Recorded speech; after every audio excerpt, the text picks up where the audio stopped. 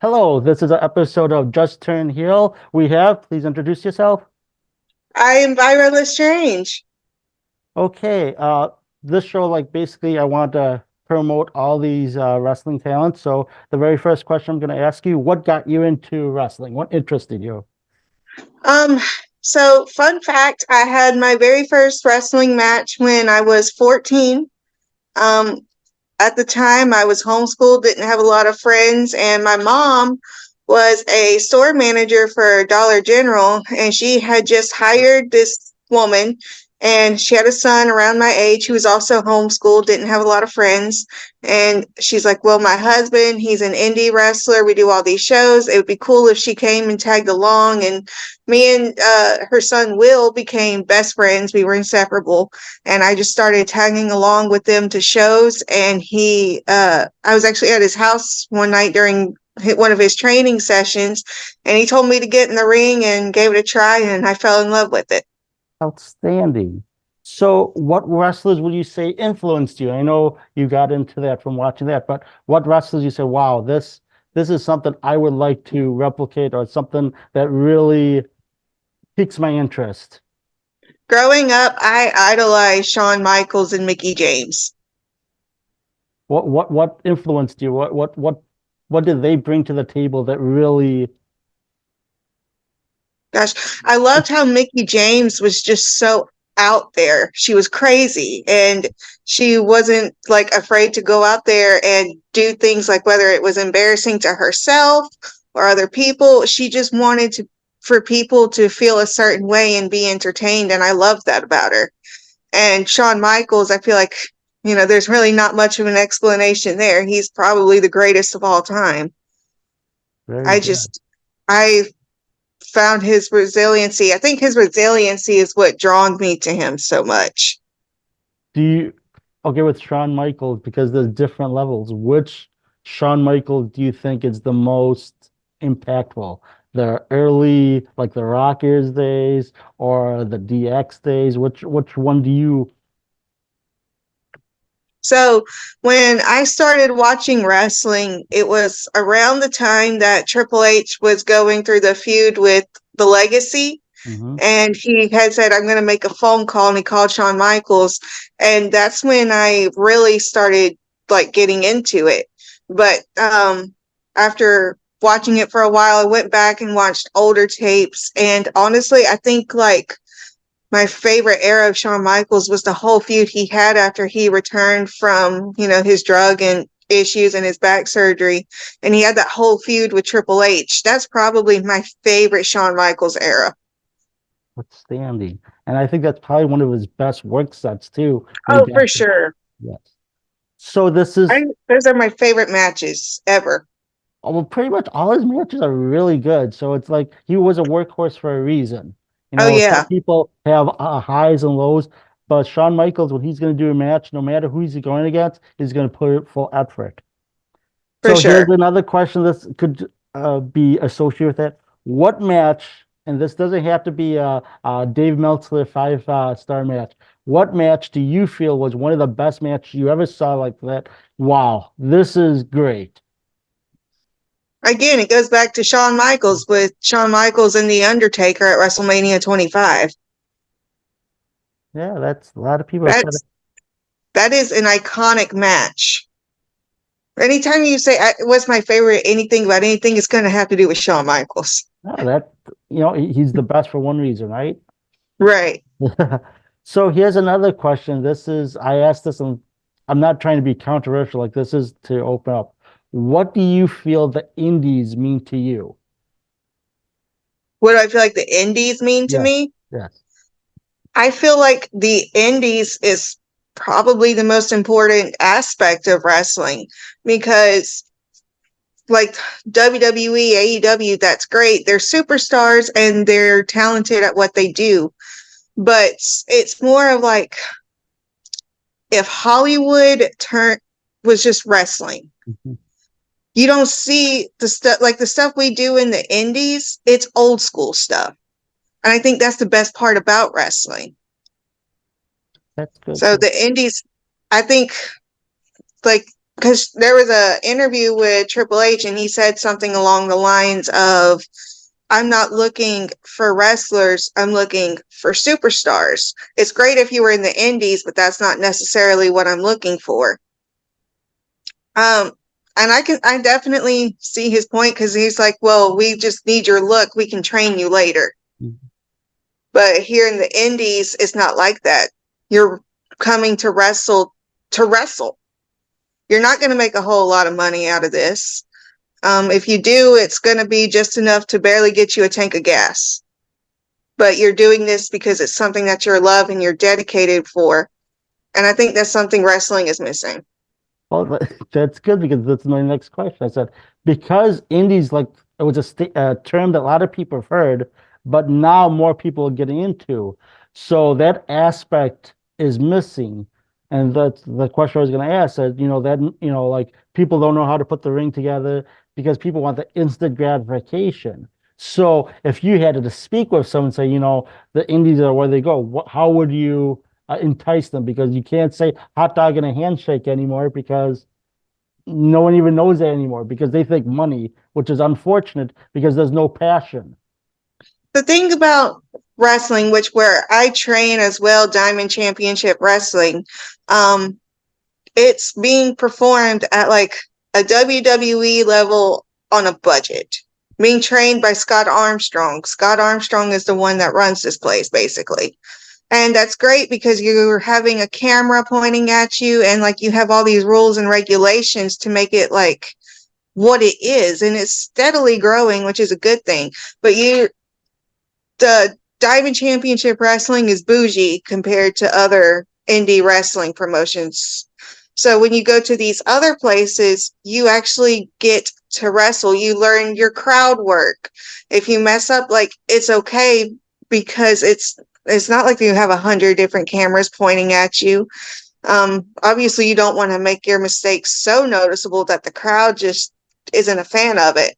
But you just learn the basics. And that's something that needs to be taught more. Again, I think the instant gratification.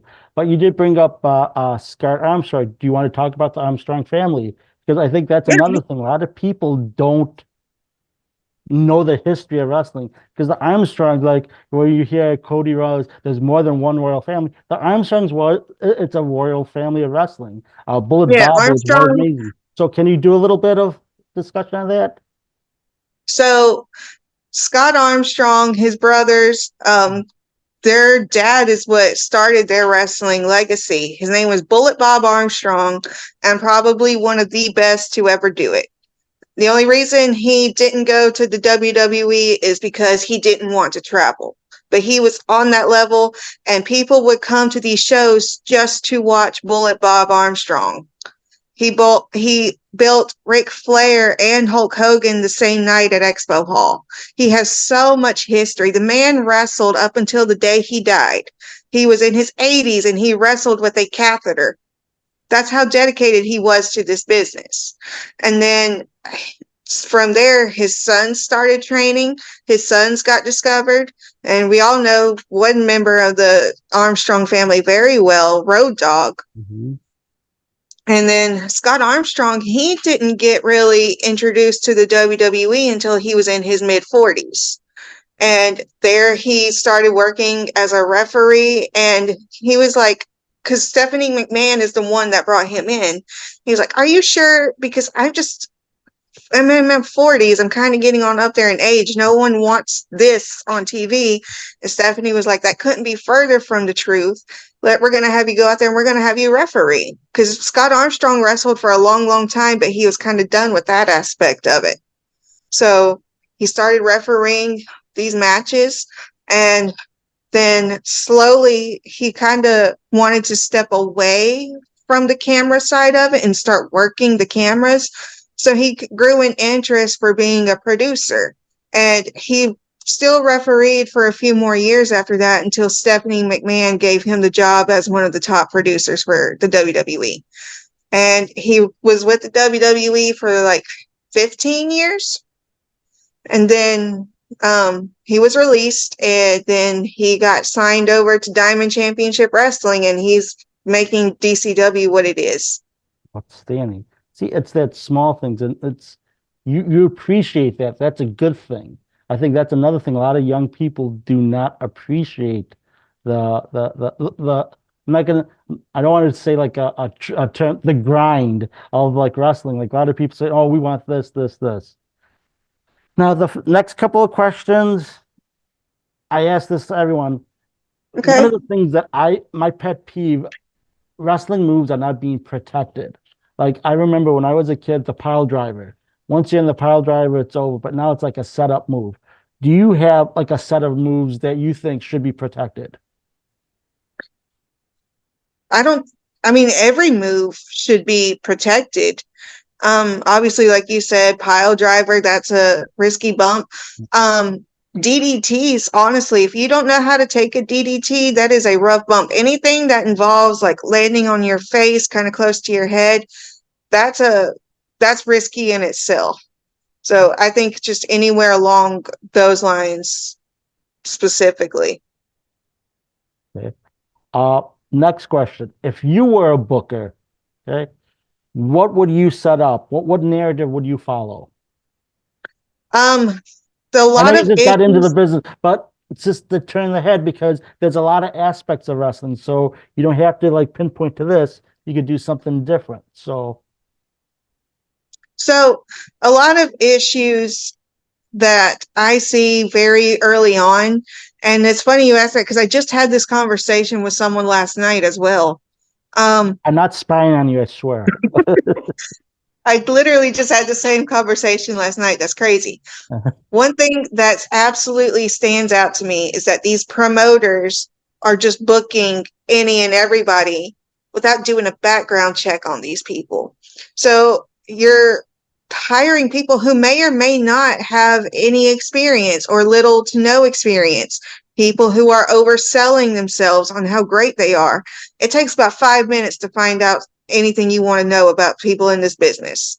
And you don't want to take the 5 minutes to make sure that you're booking people who are at least on a fairly decent level at the bare minimum to make your shows look good. Because if you hire, say, someone who's a backyard wrestler, your promotion is now known as a backyard promotion and it'll never go anywhere from there. Everyone's going to crap on it. They're not going to like it. No one's going to work there anymore.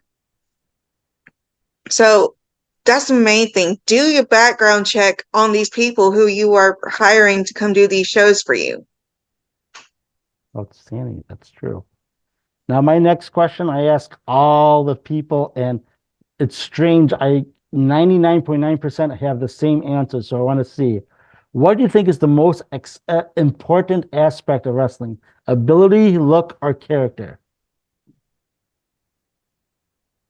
God, And it's honestly, weird because I assume one thing, but 99.9% say the one thing is the most important aspect.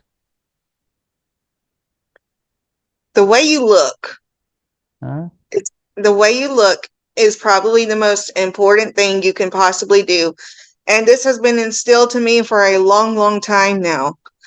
The most important thing you can ever do is your entrance because you're going to have that's the first thing people see about you. So if you come out with a very weak entrance, there's nothing there, people aren't really going to gravitate towards you. You want to be able to say, "Hey, look at me," but you can't actually do that. So you have to make yourself stand out. Make people want to look at you. Whether you're wearing some sort of crazy mask, hair color, your outfit, anything. Your look goes a very long way in this business. Oh, you're the first one that said that because everyone says character because you could build up a story. You could build up that if you have a character, people would like to look at, like, follow this person. Because But you I can't have a character without the look. really, wow, you're the first one that said it. And it makes sense. Like for me, I was always thinking the ability in the ring. But everyone says, you know what? Out of the wrestlers, who do you remember more? Matches from Hulk Hogan or Bret the Hitman Hart? You remember Hulk Hogan's matches, and they're not intricate. They're basically big boot, body slam, the leg drop. While Bret the Hitman Hart was utmost professional. You make all these wrestlers look really good, like Tom McGee. I don't know. I'm older, so I know all this. He made Tom McGee look like a superstar that Vince McMahon really signed him up right away. Then we found out, no, it was Bret Hart that made the guy look good. But I always thought that, but no, ability is the least on the like all the categories. So let's talk about that for a second. Okay.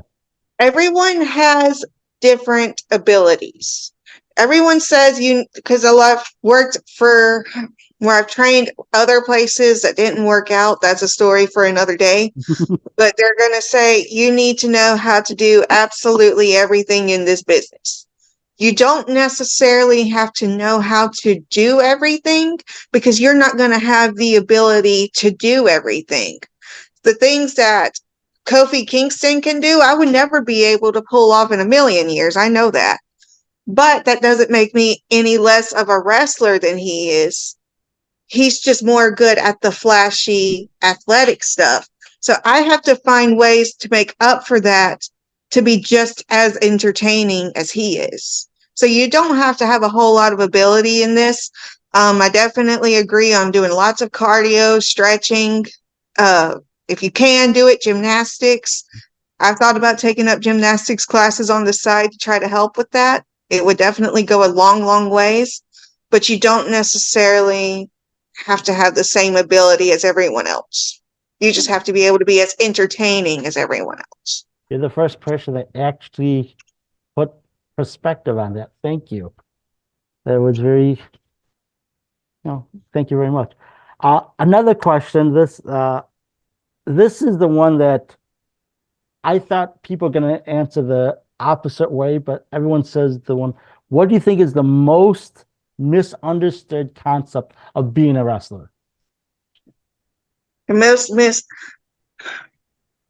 think the most misunderstood thing about being a wrestler, yes, it's a form of sports, but at the same time, it's not your typical sport.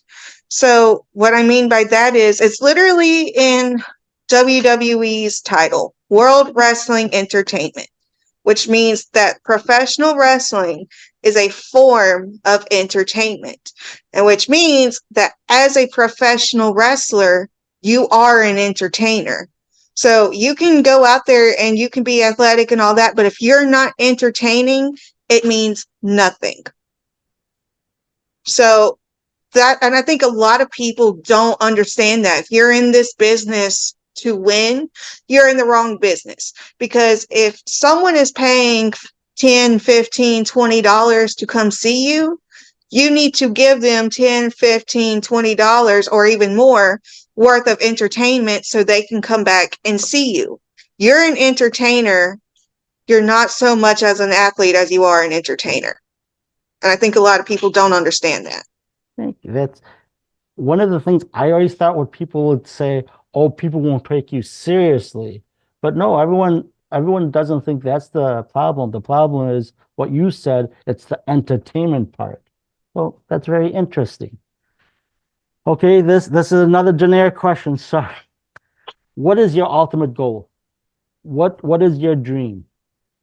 God, I've been asked that quite a few times. If I make it to AEW, WWE, that's great.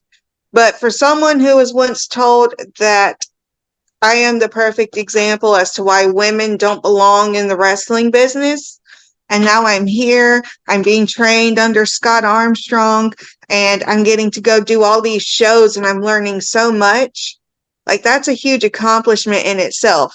So yes, I would love to make it to that level one day.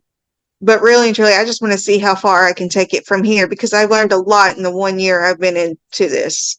Okay, to add to that question, do you think wrestling, and especially the indie scene, have changed for the women wrestling? Because like a long time ago, it's like rare, but now you see more and more women wrestlers. One of the Well, things that, oh, go ahead. well, women's wrestling really doesn't exist that much in the indies. There's a reason that all the same women get used pretty much everywhere. It's because there's not that many. Hmm.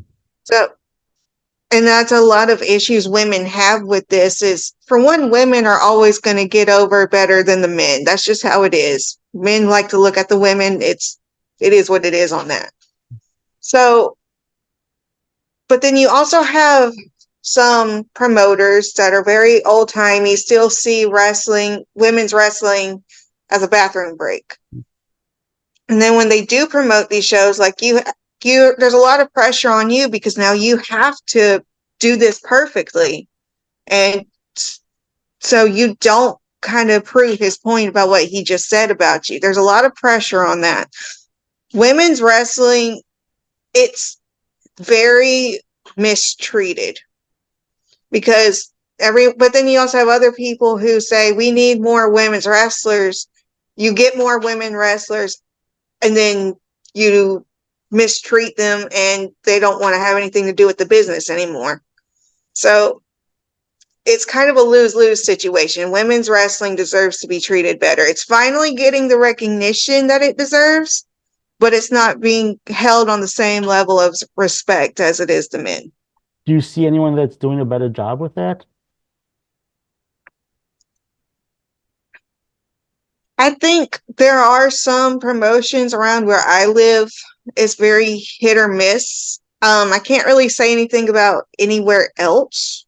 I'm sure in the WWE or AEW, New Japan, Ring of Honor, TNA, all those places, they might have a different way of going about it, but it's just, I don't see it. Okay. Okay, this is a very generic question. What is your Mount Rushmore of wrestling? Shawn Michaels, obviously. The Undertaker, he's one of my favorites. Ric Flair. Let's see. Mickie James, I'm going to go ahead and put her on there. And it's hard to fill just this last spot. Go ahead, whoever you want. Do do do. I think I'm going to say China. I love China. Her story is a really sad one too. But It's such a sad story. You want to talk about women who were mistreated? China. Unfortunately, it's very sad. Okay, what would your dream opponent be? What would my what? A dream opponent. If you were in wrestling, who would your dream opponent be? Mickie James. Mickie It would be a James. fun match. She goes all out doing that stuff. You know, you could see she has a passion and she Oh yeah. has enjoyment doing what she does. Because I think some wrestlers just go run through, like they're doing it for money, like in the big leagues and stuff like that. But I think she does it for pure and to like she really likes what she does. She loves what she does. Yeah. So that's important. Okay, now I stated for the Mount Rushmore, but right now this is a people confuse thinking it's the same question, but it's not. Who do you think are the top 5 wrestlers and why? And like these wrestlers, like what they're doing for the industry, what they're doing for like because a lot of, for instance, Booker T has the All-Star Wrestling or the whatchamacallit to bring up a school. So there's a lot of these people that have schools that bring up wrestling. Dustin Rhodes, I think Cody Rhodes still has his school. So what top 5 wrestlers that are the most that doing most for the industry? Seth Rollins. Yeah. Sure. He's so dedicated to the business. Obviously you see that on TV, but I personally feel like the way he talks about wrestling during his interviews. In fact, I think he also has his own training school. In Iowa, yep. Yep. He's very dedicated to the business as well. So Seth Rollins for sure. Obviously, I'm going to throw in my generic response at this point, Shawn Michaels. It's not generic, because he does a lot. Like with NXT, you can see he has this passion. He goes out when he does those little TikToks. Like people say, "Oh, that's Drew." No, he cares. He Like I don't know cares. if you see the interaction between him and Jordan Grace now. Oh Like, yeah, oh, I love you. I he's love you living his too. best life over in NXT. Yeah. Well, it's like his second life. It because is. his wrestling was one thing, but this I think having a more impact now, and you can Oh see his yeah. brain And working. he loves to help bring up younger talent. Like he said that multiple times. Like NXT is kind of up his level. Mhm. So there's Shawn Michaels, Seth Rollins. Oof. I can't pick just This is your show. You can't have a wrong answer.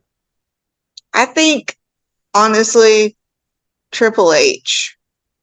I don't there's obviously no need to say he's done a lot for the wrestling business. He owns one. Yeah. So there's not much of too Well, much see, detail needed there. owning and doing some, I think, again, like what you said with Shawn Michaels, he's taken an interest in these wrestlers. Like one of the pet peeves I had when wrestlers moved from NXT to the main roster prior, there's nothing for them. And it's sad. A lot of these wrestlers get, for instance, when Karrion Kross the first time, or whatchamacallit, Keith Lee, there was Yeah, nothing for it. But now you see Triple H has like an image and he wants them to succeed. He doesn't want them to go in there to falter. So he does have a passion. I think some of these just owning wrestling and I'm not trying to criticize, but some people think they know more than the business and it's going to hurt wrestling. Like if you have, and I don't want to name names because I don't want to hurt myself, but some people say, this is what I want. And no matter how bad it is, this is what he's going to work it or focus. And that's not good for wrestling. I think I Triple agree. H is a product of the business. He saw the bad side and he's trying to avoid that. At least that's what For I think. sure. For sure. Okay, now the last 5 minutes, I want you to promote. This is going to be released Sunday, so whatever you have coming on after Sunday, promote. I know you have something on the 29th. I do. This Saturday, I have the show at New Wave Championship Wrestling. This will actually be my first singles match. I've done a lot of tag team stuff. This is my first singles match, so I'm very excited about this. Good luck. But after this, I will be with Diamond Championship Wrestling. You'll be seeing me making a few appearances there. And then July 27th, I will be at Old School Championship Wrestling in Mississippi. Uh, for the life of me, I can't remember the name of the town right now. You can say anything. No one's going to really check. But I will be there. It will be a mixed tag team match for the main event. I'm very excited about that as well. So that's about it as far as I have coming up right now. Just making a few appearances at Diamond and then that one show next month. Thank you so very much. I like when intervene and people have answers. You seem very enthusiastic. Thank you so very much. Hopefully down the road you become a superstar. Don't forget about the small people here. Okay. I, I will never forget that. I promise you. One thing I've learned is that anything in this business can be taken from you just as quick as it was given to you. Good thought process. So thank you so very much. You have a great one. Thank you. You too. Thank you.